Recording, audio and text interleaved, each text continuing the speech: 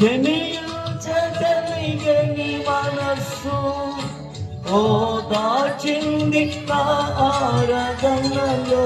నా హృదయము నీతో అంది, నీతో వేరై మనలేదని. నా హృదయము నీతో అంది, నీతో వేరై మనలేనని. అతిశయించదని నిత్యము నిన్నే కలిగున్నందుకు. యేసయ్యా యేసయ్యా యేసయ్యా యేసయ్యా యేసయ్యా యేసయ్యా యేసయ్యా